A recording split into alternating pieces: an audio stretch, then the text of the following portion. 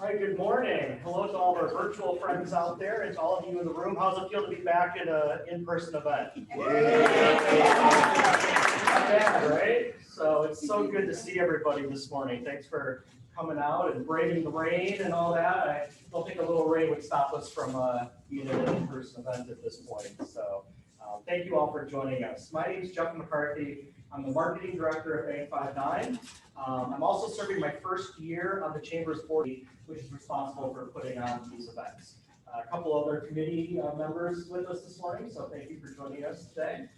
I'm really honored to work alongside our dedicated board and committees who work really hard to fulfill the Chamber's mission. And that mission is to partner in the growth, development, and success of our diverse membership. So welcome to our second Business Over Breakfast of 2021. This event is sponsored by Bank 59, so thank you to my colleagues who felt it was really important to, again, support these types of activities. We're so happy that we could do this in person and virtually. We want to give a special thanks to the YMCA at Paps Farms for letting us use their video conference room so we can offer both of those options. So please join me in a quick round of applause to show our appreciation for that. I'll remind you, if you haven't already done so, please silence your cell phones. I know it's been a long time since we've had to do that. So that little switch on the right of your phone, go ahead and flip that. So this morning, we are really pleased to have the Idea Coach with us. Pat Miller specializes in helping small business owners think bigger and find clear and competitive advantages to stand out and sell. He's the founder of the Idea Collective and offers creative business coaching, marketing classes, and communities so small businesses can reignite their passion and accomplish their goals. Pat has over 20 years of experience strategizing and positioning events with radio stations and digital brands, including WTMJ and WKTI in Milwaukee. He has also hosted morning and afternoon shows and has served as their director of marketing and innovation. Pat believes the secret to small business marketing is knowing your target audience and then focus so you can become the expert and leader in your space. Today, he's going to share his insights about how you can stand out from all of your competition so that you have no competition. We're sure it's going to be fun, engaging, and it'll get you thinking about what you do, how you do it, and how you can make more of an impact on your customers. So please join me in welcoming Pat Miller. Pat, thanks for taking some time to speak to us. So this is this? And make sure it's green. Make sure it's green. Yeah, the side thing Yes, is, I see green. yes. I see green. Good morning, everyone. How we doing? Right.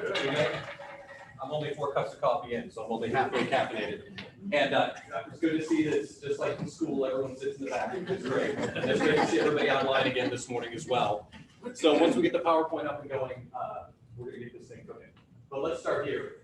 It is so great to be back in person because I can only sit in my basement so long. And fortunately, my pants still fit, so that's a good thing. So we're out in person today. So when we're talking about today's topic, which is finding your passion and becoming a market of one, it's trying to find a way that you can clearly and succinctly communicate who you are, what you do, and why anyone should care. Because as you know, we get hit with thousands and thousands of advertising messages every day, and we have to process all of that. So let's make sure this is working. There we go. So that's the background today. So we talked about who I am and what I do. Yes, I was in radio for 22 years. I never thought I would do anything else. I was on the air, I built radio stations, and I really got to play ball in this area for about 10 years being the director of marketing and innovation for WTMJ and WKTI. That meant I got to work with the Packers and the Brewers and the Bucks and Summerfest and State Fair and Bank 59, which was the highlight. But that's how I met Jeff, and that's how we started the relationship, and it's just been a great ride.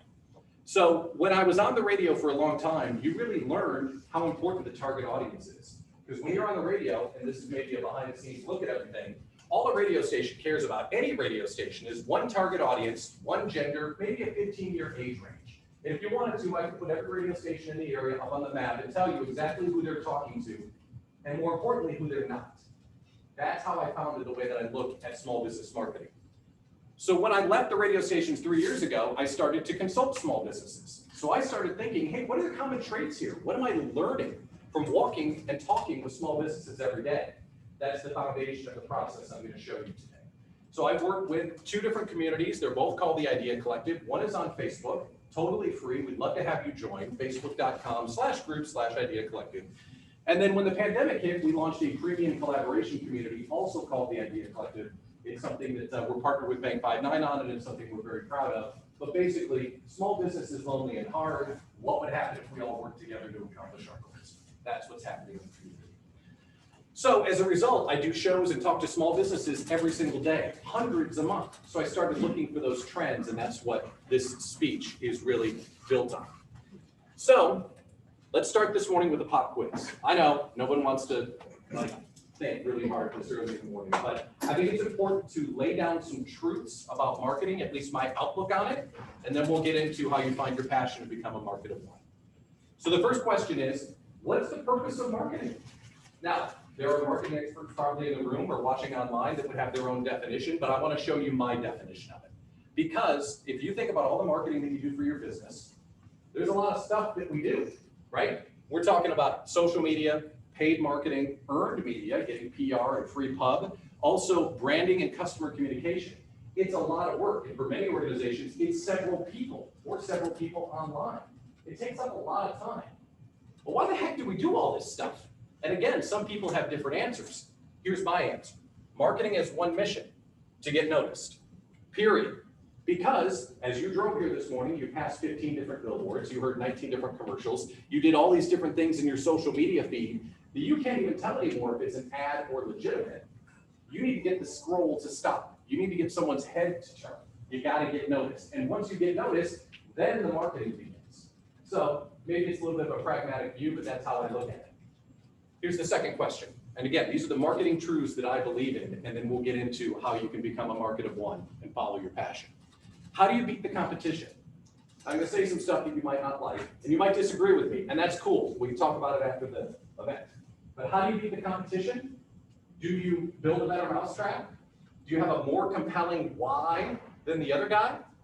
Do you build great looking videos and detailed customer success stories on your website? Is that the secret to beating the competition?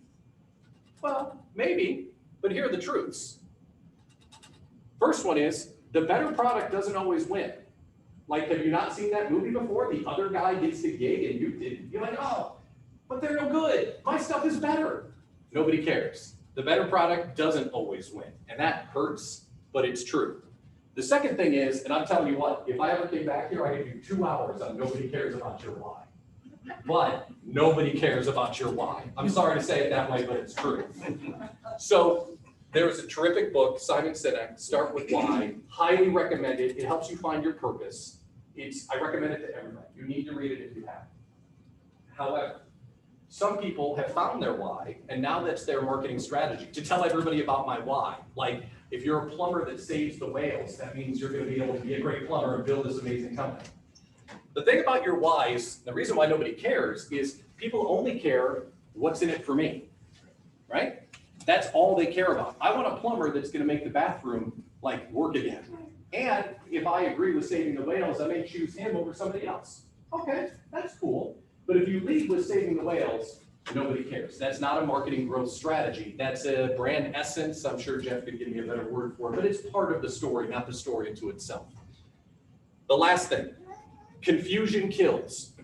There's a terrific phrase that maybe many of you have heard before. I'm sure you all have.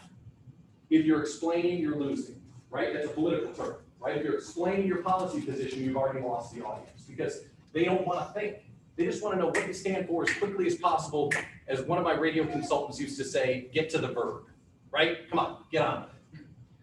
So confusion kills. So if you're going out to the market saying, hey, we do 11 billion things, you've already lost. You want to be clear, to the point, direct, so everyone gets what you do in real time the first time. So here's my perspective. This is how I look at it. Marketing equals attention. It's the only reason why we do it. The best product doesn't always win. Nobody cares about your why. They only care about what's in it for me. And confusion kills.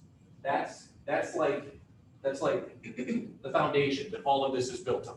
Now, if you disagree, that's cool. We can talk it out. But if you're with me so far, look through that lens as we talk about how to discover your passion and become a market of one.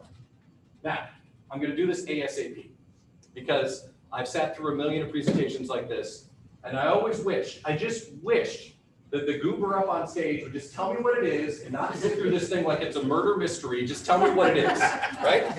So I'm just gonna give you what it is up front, and then I'm gonna tell you how to do it. Because I can tell you what to do, but if you don't know how to do it, it's really not gonna work. So again, I'm trying to build this story with here's what I believe, here's what it is, and then here's how you do it. So here's what it is. If you wanna find your passion and become a market of one, you have to know what the goal is. Many of us, me included, start businesses without understanding why are we doing this in the first place. The 7 Habits of Highly Effective People, Stephen Covey, begin with the end in mind. Big believer of that. And I'll explain why this is important because you can build your small business differently than everybody else. In fact, it can be an advantage if you do so. The second thing is do what you're best at. Every one of you has a job, right? We have a job. We manage a cellular store. Awesome. Smart guy. I bet he could also host a nightclub, or I bet he could also cook me some eggs, or whatever you might be able to do. But what are you best at? What do you love? That is the linchpin of becoming a market of one. We can get paid to do anything. There's only a few things on the planet we're on the planet to do. The third thing is pick a single target audience. Now, this is one of the things that I bring over from my radio experience.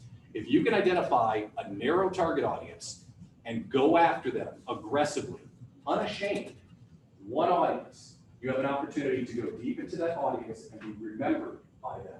Because many of us target too many audiences. I'll tell you more about that in just a minute. And then the fourth part, run for office. Now I've been talking for 5 minutes. I've already made 2 political references. I swear to Bob, this isn't some political speech. I just want to use that phrase, run for office, because I think we all know what it means. You pick a point and you run with it. You never say anything else, ever.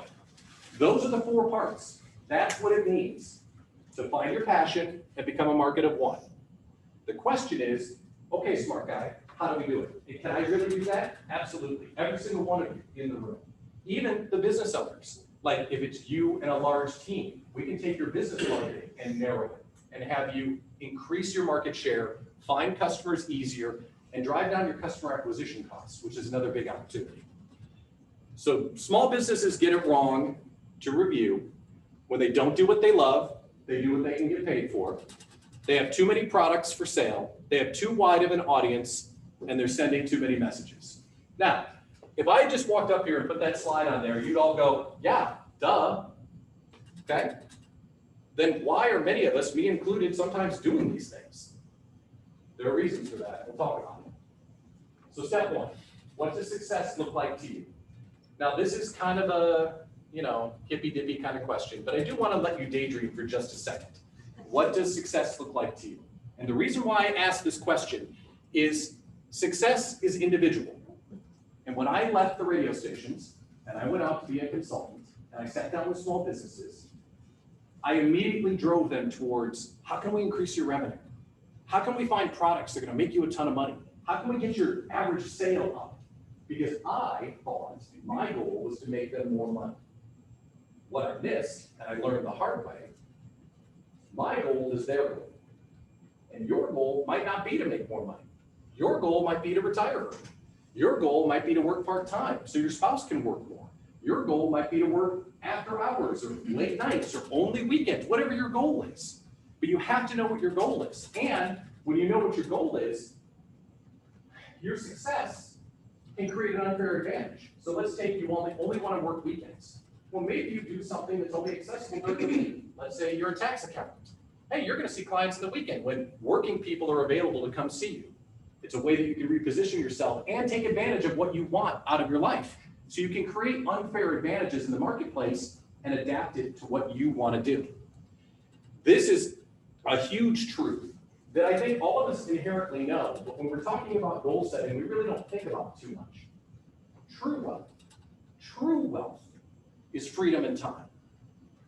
Because if we were to say, hey, Jeff, here's $1 million. What are you going to do with it? X, Y, Z. Hey, here's another $1 million. What are you going to do with it? X, Y, Z. If we looked at all of his decisions, he would probably be taking steps closer and closer and closer to that ideal state of, I do what I want, when I want, anywhere that I want, which is really freedom and time.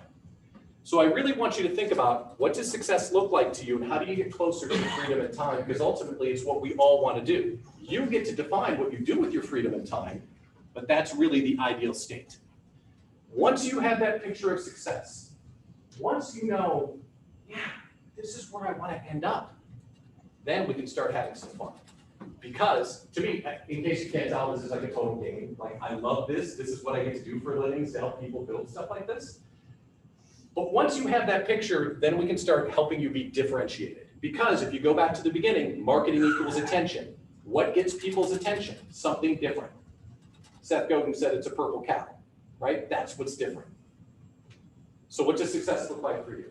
I'm gonna take a sip of my coffee. Just think for 10 seconds. You don't have to write it down. Just think about what does success look like to you.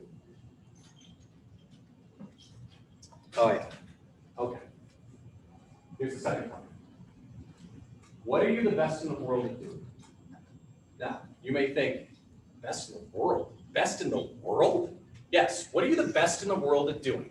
And I'll give you a way to start thinking about that. What feels like play to you and work to everybody else? That's the first step to find out what you're the best in the world at doing. And let's go back to our tax accountant example. There are people on the planet that really love to do tax accounting, God love you, but it's work to everybody else.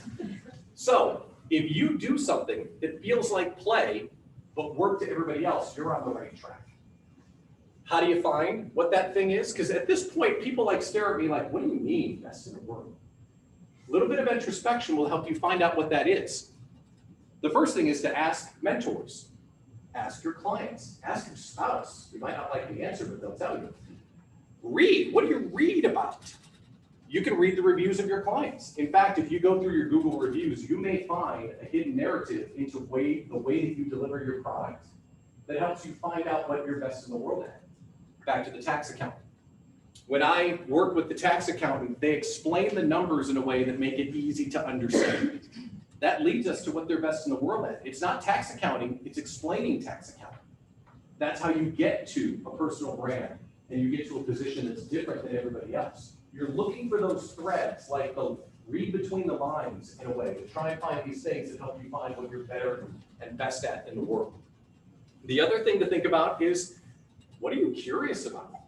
In everybody's job, there's probably a piece of that job that you watch YouTubes about, that you read blogs about, that you create content around, that you play with, that you experiment. There's a part of what you do.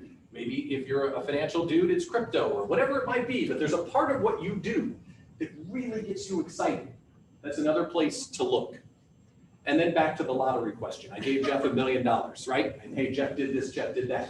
Now think about it again, the lottery question. Hey, Jeff, I'm gonna be your client and I'm gonna pay you whatever you want to do whatever you want. What would you do?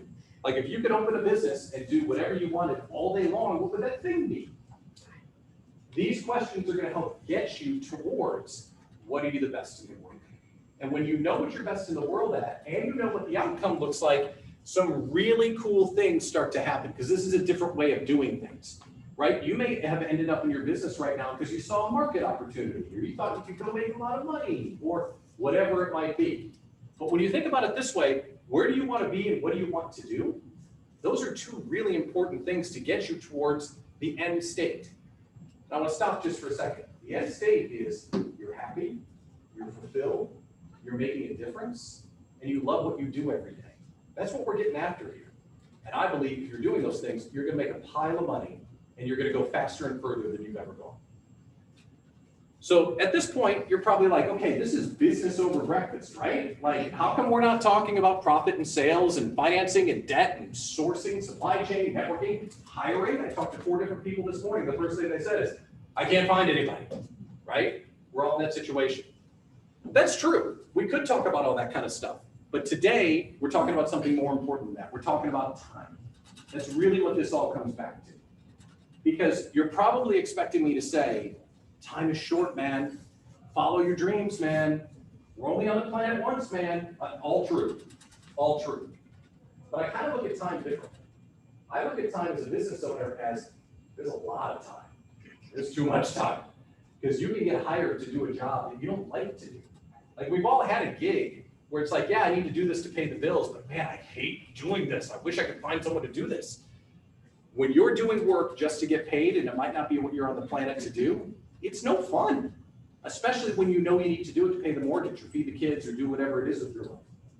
So when you go through these wickets, when you find what you're good at, but not what you, if you do what you're good at, but not what you love, you're doing it wrong. That's my opinion. You do what you're good at, but not what you love, you're doing it wrong. And to me, that is the foundation of all of this. So at this point, maybe it would be helpful to have an example, right? Because hey, this guy up here is talking about all this stuff, and bring this home. Come on, help me out here. All right, so let's meet Helen. Helen's a fabulous person, great dancer, loves a glass of wine. She's our friend. She's make-believe, by the way. But this is Helen, the realtor. Everybody say hi, Helen. Hi, Helen. All right, so Helen, when we asked her these questions, okay, what's a success look like to you? Well, she didn't say make a pile of money. She's saying, I want to make enough to retire within 5 years. Ah, that's good. And what is she the best in the world at? What gets her excited? All of her customer feedback and all of her self-reflection led her to, yeah, I don't like to flip condos. I don't like to sell new construction, even though Pat's Farms is beautiful. I like to sell first-time homebuyers. That's my secret sauce. That's what I love to do. And all my customer feedback says, first-time homebuyers, that's your jam. Great. We can use this, okay? So, what are you the best in the world at doing?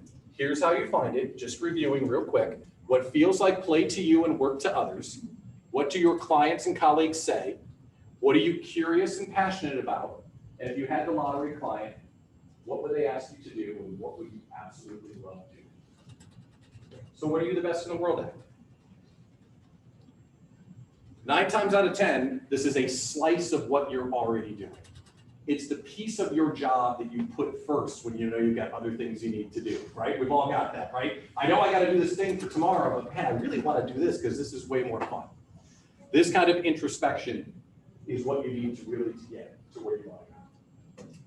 So step 3, how are you different than everybody else? Because remember, marketing equals attention. The only thing that gets noticed is something that's different.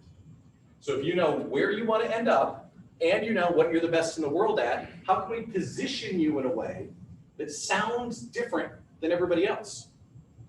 Now, common differentiation, and if you look at websites and you look at everybody's brands, and the marketing people in the room will know some of these phrases, you all know these phrases, commonly differentiating through the things that you sell, how you price, your branding, your positioning, your colors, your website, your right? All these different things. And maybe this is my radio bias, but I like to differentiate through your target audience. To me, I think it's the clearest, fastest way to a buck. And it's another way to tie what you love to the people you love to do it for. When you do this, you're on the right track to become a market of one. So here's the first thing. Let's go back to Helen, the realtor. Before we go any further, if you were working this play, we would say, okay, great. You want to make sure that you open a bowling store for left-handed bowlers in downtown Oconomowoc. That's great. You got to make sure that the market's big enough to make that money. So it would be on you to do the market analysis. But if you believe that you could get quality penetration into first-time home buyers, and that's a big enough market, great, we can run for office on it. But I would be malpractice if I didn't put this up there on the screen, right? So Helen's going to go after first-time home buyers. That sounds fantastic. When you do that, this is where the magic starts to happen. You define who you're for. You get that. But you also define who you're not for, which is so powerful. In fact, it's more powerful because now you know what customers you want to reach and what customers you're not going to work with. And this simplifies everything. And I'll show you in just a minute how it simplifies everything. When you have a narrow target, your marketing message simplifies. Just everything gets easier. And the best way to show this is your content creation. Because content, as you all know, from trying to keep your social media feeds full or creating videos or writing blogs or doing whatever, man, that's a drag. It's really a time suck. It's really hard. But if you have a very narrow target audience, now you can talk about things maybe more than just your product because you're only talking to one person. You're only talking to one audience. And you can talk about all the things around their life because that's the only audience you're going after. It makes everything easier. The other thing is networking is a breeze. Right? I walked up, said, hey, I'm Pat Miller. I do first-time home sales. They know exactly who to send my way. They know exactly what I do. They know why I'm on the planet. And they know if they have condos or new construction, I'm not the guy. They know I'm the first-time home sales guy. So it's easy to introduce yourself and get known inside of the network. The other thing is referrals. Referrals come. And referrals are easy because what's the best way to get referrals? Give referrals. To be a good part, a good node in the network. Like, hey, I just got a call for someone that wants to sell new construction. Jeff, you're the new construction guy. There you go. What's Jeff going to do when someone says someone wants to buy a first-time home? They're going to come to me.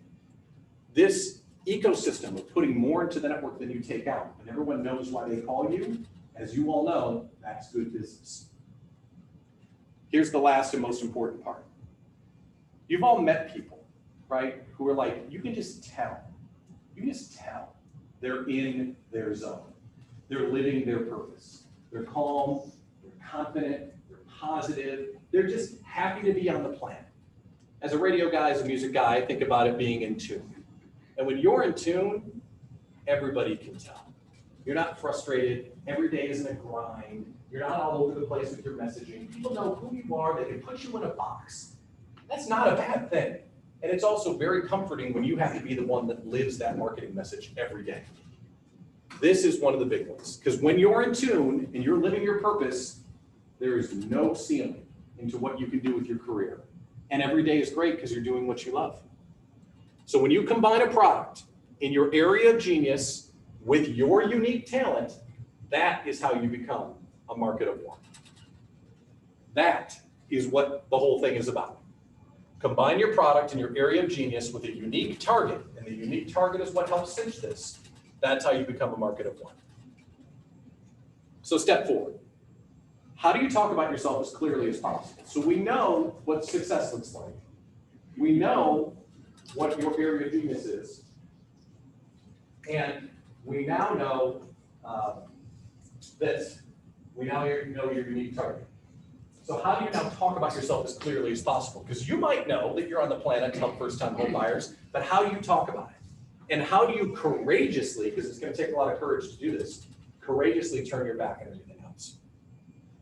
So how you talk about your business illustrates your points of differentiation and benefits for your target market.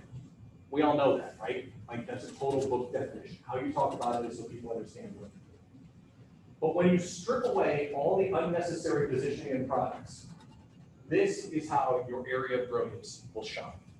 It is truly addition by subtraction. Everything you take away makes the main thing stronger, right? I mean, that makes total sense. If I'm doing 10 things, but only have to do 2, those 2 things will get more time, more attention, more love, more content, more marketing, more introductions, more everything. This is what it's all about. So let's give you some examples. All right, so I've been talking all this theory. We kind of introduced Helen. We haven't come back to Helen yet. Trust me, we'll talk about Helen because she's a fabulous lady.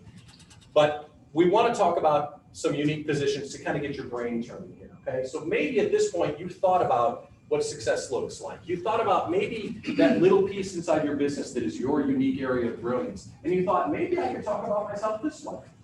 Let me give you an example. So let's imagine that it was a health food grocery store we were talking to. And their passion is to fuel athletes. That's the thing that they love to do. They're not going to talk about necessarily weight loss or organics. They're going to talk about helping athletes become better performers. That's their area of brilliance. Well, the health food grocer could reposition themselves to the athlete's kitchen. Now, why would they do that? If they're the athlete's kitchen, now they can talk to the athletes about training and recovery and protein and hydration and workouts and share pictures. It's all about athletes. They're on the planet to do one thing, fuel athletes. They happen to be a health food grocery store. Another example. Let's say a photographer. Photographer, they can take pictures of anybody. What they really love to do is to capture that moment where the kids are hugging grandma. To get that thing that's going to hang on the wall of the family's home for 75 years. They love doing family reunions. They love the 4 generations pictures, right? That's what they love to do, and they can make a pile of money doing it because family reunions are 10, 15, 25 people that all want prints. So the photographer that loves doing family reunions can reposition themselves into the big family photographer. Now, when they go to a networking event, hi, I'm Pat, I'm the big family photographer. Ding, mental note, everything knows. They don't talk about senior pictures.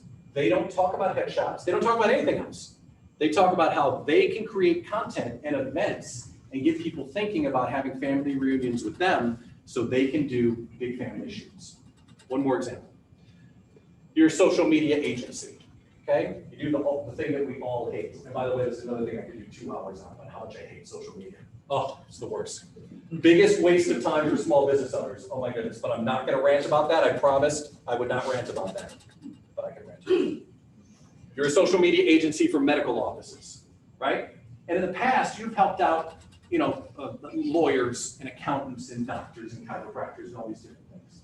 But you really want to focus on doctors. You really want to focus on medical offices.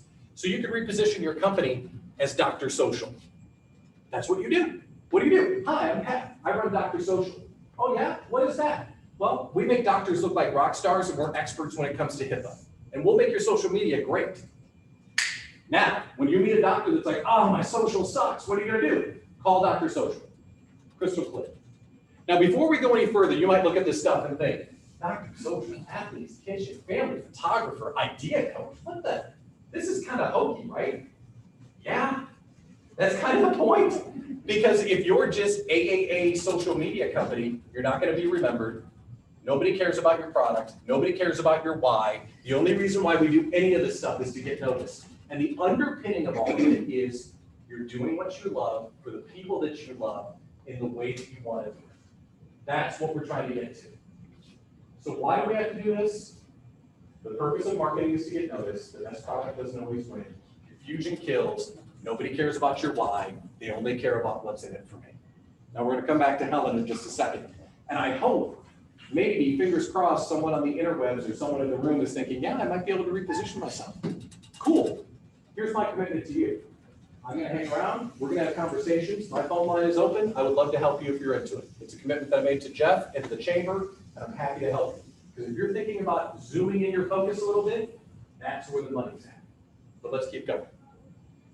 Pick your passion, find your area of brilliance, identify a target market, and then we need to run for office. Now we're coming back to the run for office part of it. Now again, I swear this is not a political speech. This has nothing to do with politics. Except when you look at all the great politicians, they picked a line and they ran with it. Red cap, read my lips, no new taxes. They pick your line, but everyone had a phrase, everyone had a position, and what did they do? They pounded over and over and over again because they knew it was the key differentiator to get them votes.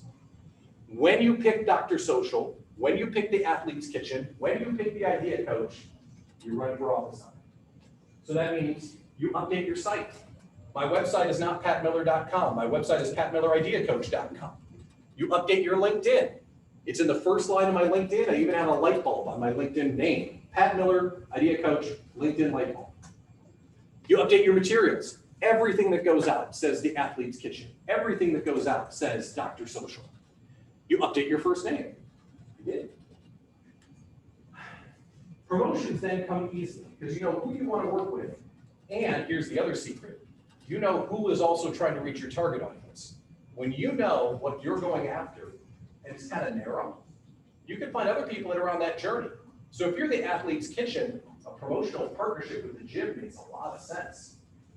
A promotional partnership with a coach makes a lot of sense.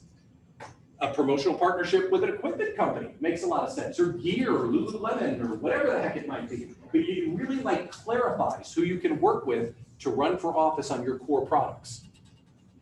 Email campaigns become so simple because who has sat around and said, oh my God, what am I going to put out this month that anyone cares about? Well, now it becomes a lot simpler because when you're talking to an audience, your content goes wide, not narrow.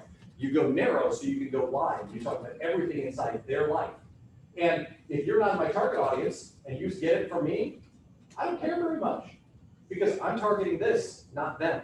It makes everything simplified. Your new position is your campaign and you need to unashamed run for office on it. I tell my clients all the time, it's like jumping out of the airplane, right? Idea coach, you ready to do this? Great. And then they're at the badge and falling to earth. That's it. They're committed. Because when you jump out of an airplane, you're committed, right? You can't really do anything about it. So that's your new campaign and you need to let it happen. So how does this work with Helen? Good old Helen. She's been so patient. We're going to come back to Helen. How does this work with Helen? So she's no longer Helen the realtor. Helen helps you when you buy your first home, right? We've established that. Everything else is stripped away. She has an extreme focus on her ideal clients, and it simplifies all of her messaging.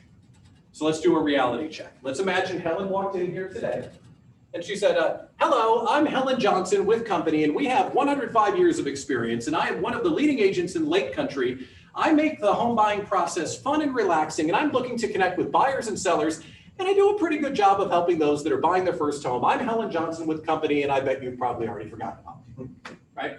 We've all heard those speeches. We've all given those speeches. I do this stuff for everybody. Please remember me. Nobody will, and nobody cares. So how can we make this better? How can we make her position a campaign? Just to give you an idea of how we talk about it. Good morning. I'm First Home Helen with company. There are a lot of realtors out there, but I'm the only realtor that has built an entire agency dedicated to help first-time home buyers make the big step into home ownership. My entire process will make their journey easy to understand, from lining up lending to finding the home of their dreams. If you know someone looking to move up to ownership, please connect them with me. I'm First Home Helen, reminding you it's time to leave your lease. Now, what does that mean? What does she do? First Home Helen. Everybody knows it. If you're looking to flip a condo, you're going to call her? No. If you heard that speech, you had someone that wanted to refer? Yes. She's now a market of one. There is no other First Home Helen. We all know realtors that sell homes to people the first one that they buy, right? If there's no other First Home Helen, that's her unique position. Helen will send out the referrals for the stuff that she doesn't want to do, but everybody knows that she's the specialist in the area, and all of her assets have been updated to reflect it. Who will you remember when your kids are buying their first home? She'll come to mind. That's what all of this is about. And if we go back on Helen's journey, what have we done?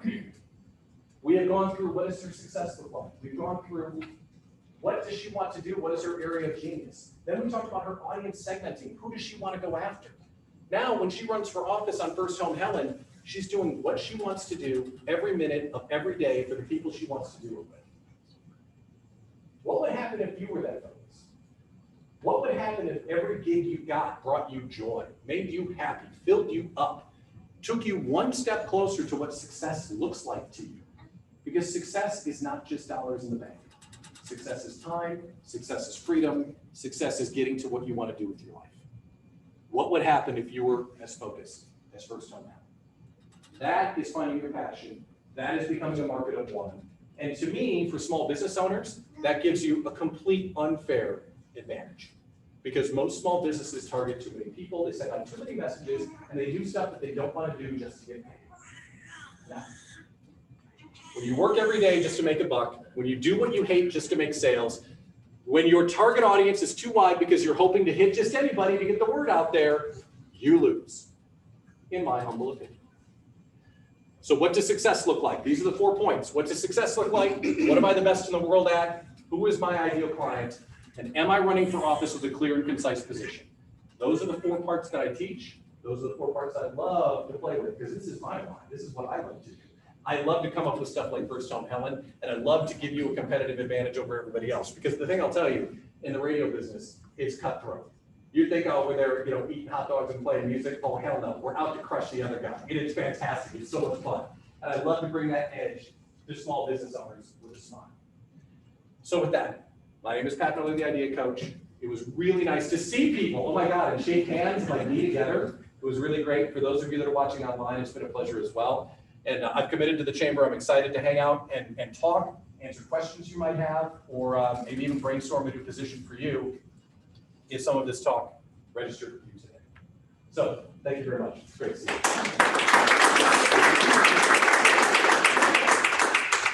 We've got about 10 minutes for Q&A. If anybody has any questions, I'd like to throw Pat's way right now. And good guess. I don't know if we're raising hands. No, it's all good. I just felt good. I haven't done it in a while. Yeah, I know, right? So how do you come off without being, some people, if you're the professional, you're the specialist, Sure. but yet you may be very knowledgeable in that field. do you ever, how do you not pigeonhole yourself? Or are you suggesting you find that vein and you run with it and kind of put your blinders on? Sure. But how do you come off with still being, the guy that's gonna listen? Because I feel like if you just focus on one thing, you're gonna tune out a lot of the other stuff. Right. And I think people they sense that. Sure. You have to, I believe you wanna, be the guy that's gonna listen to your clients. Absolutely. So they asked me to restate the question for them. Oh. So the question is, how do That was you? the wrong question, sorry. No, that's great. That's a great question. So basically, how do you not pigeonhole yourself? Yeah. And that way people will know that you're still open to suggestion and being a good listener and all that stuff. So my gut tells me you're actually trying to pigeonhole yourself. As long as the target audience that you're going after is wide enough to sustain you and where you want to go with your career, I'm encouraging you to pick an audience that is just big enough to make you wildly successful. And then what you're doing is when you get with those people, you super serve them. That doesn't mean you show up with the answers. That means you're the specialist in helping people just like them. You know what I mean? So like Dr. Social may show up, doesn't mean you have to do it my way and I show up with a 3-ring binder. That just means we've helped hundreds of doctors' offices just like you. What do your goals look like? How can we help you become successful? Does that answer the question? So pick your audience and you won't have to worry about getting all the extra noise. All the extra noise will happen no matter what. And in fact, all the extra noise is happening around you right now anyway. Your competitors are talking about you, people are competing against you, people are trying to undercut your price. All of that happens. I'm encouraging people to find going through the process of what are they the best in the world at doing, and then who needs that? And make sure that audience is big enough, and then just with no shame, running for that target audience. And that's where it goes back to the left-handed bowlers. You got to make sure that the audience is big enough because you don't want to target something that's too small. And if you're a left-handed bowler, no offense, but you want to make sure it's a big enough audience. But if you can own that audience, delivering the product that you love, sky's the limit. Especially, and this is the other thing I do want to share, many of us provide a service that can be delivered online. And if you can deliver your service online, then really the sky's the limit, especially if you're a niche audience. Because there might only be 1,000 of what you want to do in Milwaukee, but there's 1 million across the country. And through targeted Google ads and Facebook ads, you can start getting those people into communities and into conversations around what you love to do. So it really is limitless, especially if you have anything that can be done digitally. But I hope that answers the question. Would love to chat with you offline if there's more or something you wanted to kick around. It would be great. All right, thanks. That's my pleasure. It's my pleasure. Any other questions? Yes, sir.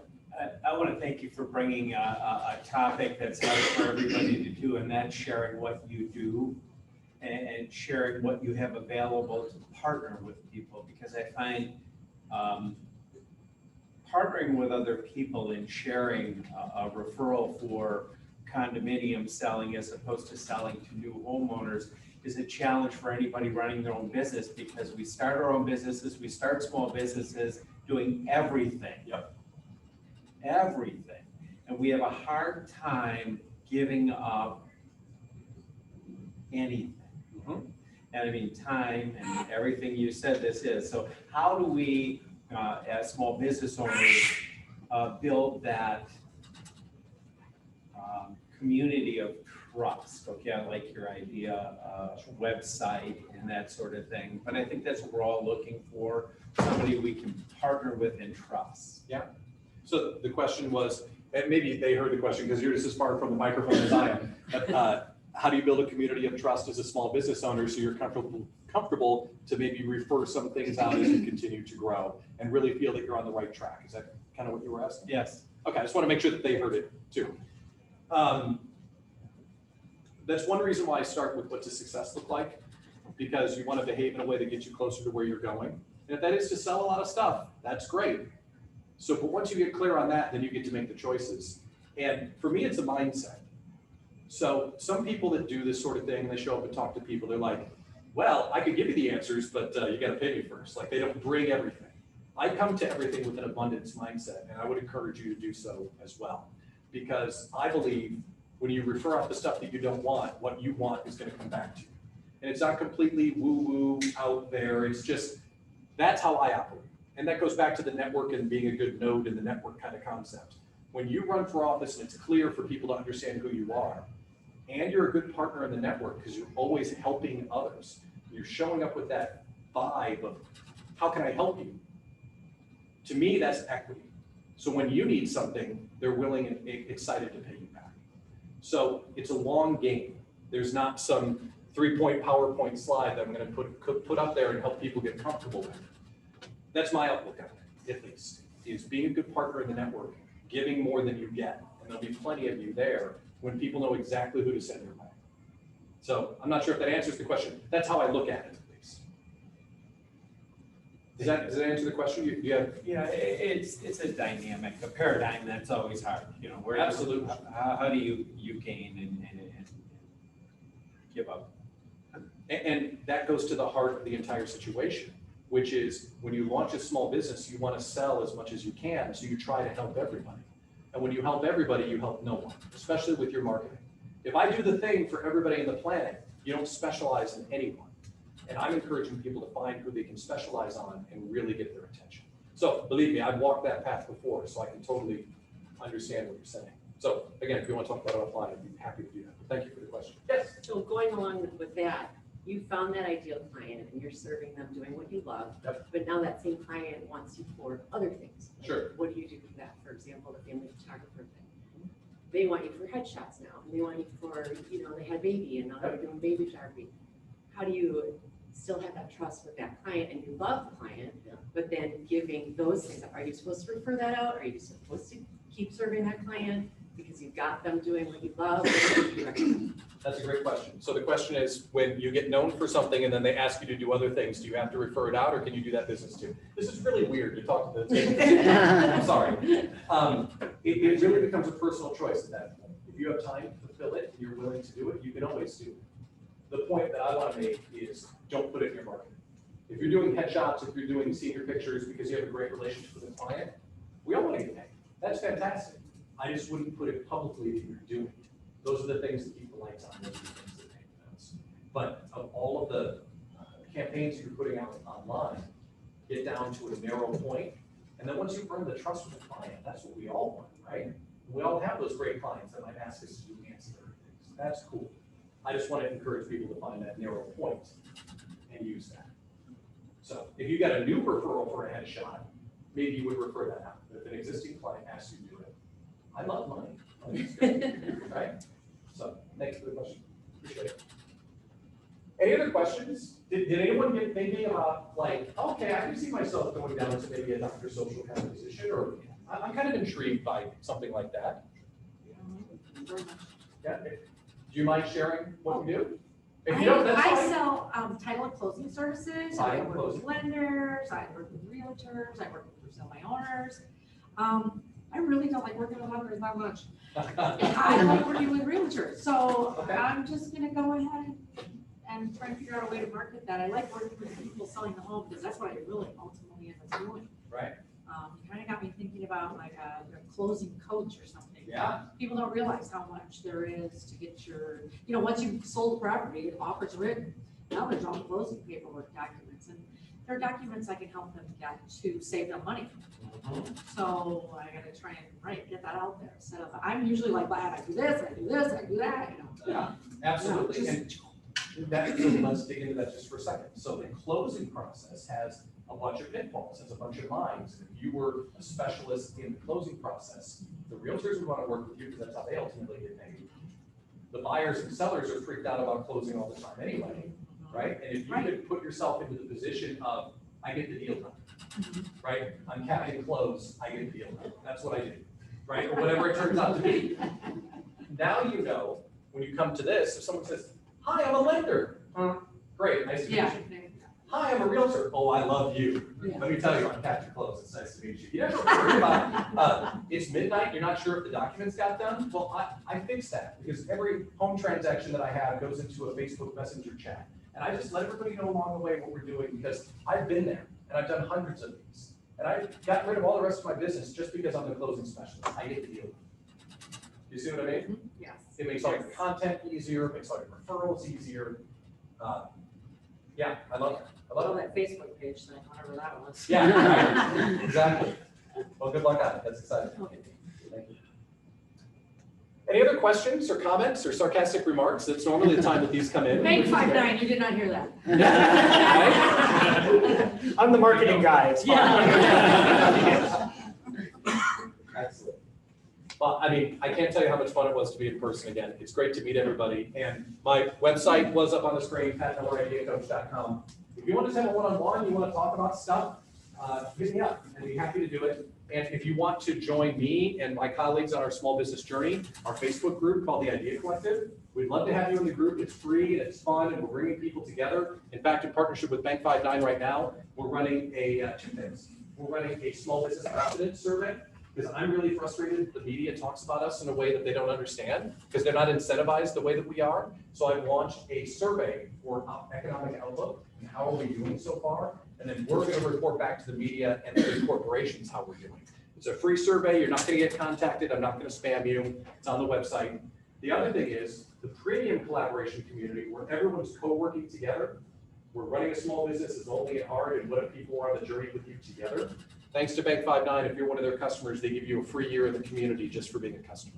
So it's a great partnership with Bank 5-9. And it's something that we started during the pandemic. And that's why I get out of bed in the morning, is to help small business owners. It's okay. I'm going to go fall down now because I haven't talked this loud in like 45 years. So it's a pleasure seeing you all today. Thank you very much. Thanks, Ben. Cheers. Before we go, a couple of chamber announcements. We have two upcoming networking events. Women in Business Over Coffee is tomorrow at Wayland's Coffee and Ice Cream. And then for anyone who's 35-ish or under, young professionals will meet next Friday at Great Harvest Bread Company. Our Yellow Brick Road 5K Run Walk and Kids Fun Run is on June 5th. This is the third year we're offering collectible finisher medals. If you were not able to participate last year and missed the medal, we are offering a 2020 rewind in which you can add on a virtual race to your registration for $5, run it before June 5th and earn last year's medal. There's a limited quantity of these, so sign up soon. Our annual golf classic is June 21st, and that's filling up really fast. We have only a few sponsorships and foursomes left, so don't wait.